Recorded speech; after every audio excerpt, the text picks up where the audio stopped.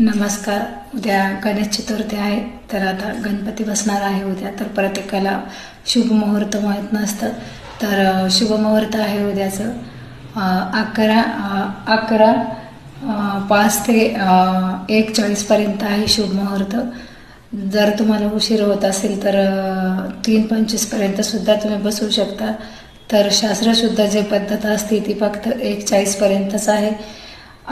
5 ते 1:40 शास्त्रशुद्ध मुहूर्त आहे. तर तुम्ही अशा वेळेत गणपती बाप्पाला अभिषेक करून लवकरात लवकर गणपती बाप्पाचा अभिषेक करून स्थापना करावी, कारण की हे शुभ मुहूर्त असतं हे खूप चांगलं असतं. तर बघा, तुम्हाला वेळ मिळेल तर नक्की शुभ मुहूर्त पाळावे. आणि एक महत्त्वाची सूचना ही पण आहे की आपण बाप्पा कुणाकडे 5 दिवस, कुणाकडे 1.5 दिवसाचा, कुणाकडे 7 दिवस, कुणाकडे 11 दिवसाचा असतो.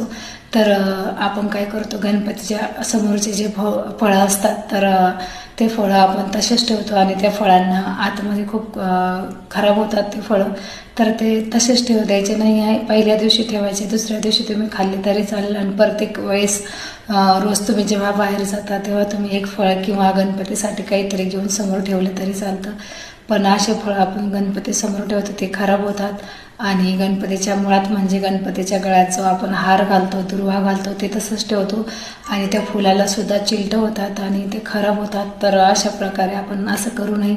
आणि उदबत्ती ती सुद्धा नैवेद्यामध्ये पडते. तर स्वच्छता ठेवा बाप्पासमोर आणि रोज हार बदलावा.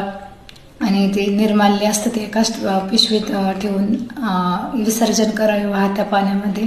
तर बऱ्याच ठिकाणी काही जण बाप्पाच्या गळ्यातला हार किंवा ते फळं तसेच ठेवतात. तर असं करू नये, कारण की स्वच्छतासुद्धा महत्त्वाची आहे आणि बाप्पासमोरही स्वच्छता ठेवली पाहिजे ना. आपण कसं घर स्वच्छ ठेवतो तसं बाप्पाला सुद्धा स्वच्छच हवं असतं. तर नक्की तुम्ही असं करू नका. आणि रोज बाप्पाला तुम्ही एक फळाचा नैवेद्यसुद्धा दाखवू शकता किंवा तुमची जी पद्धत आहे घरातली तसंही करू शकता.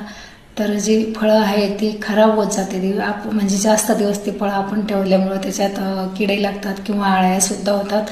तर अशा ठिकाणी आपण स्वच्छता ठेवायला पाहिजे. तर नक्की हा नियम सगळ्यांनी पाळावा. आणि गणपती बाप्पा तुम्हा सगळ्यांना सुखी और आरोग्य देव, तुमचे सगळे स्वप्न पूर्ण करू. गणपती बाप्पा मोरया, मंगलमूर्ती मोरया. माझी माहिती कशी वाटली, लाईक सबस्क्राईब करायला विसरू नका. धन्यवाद.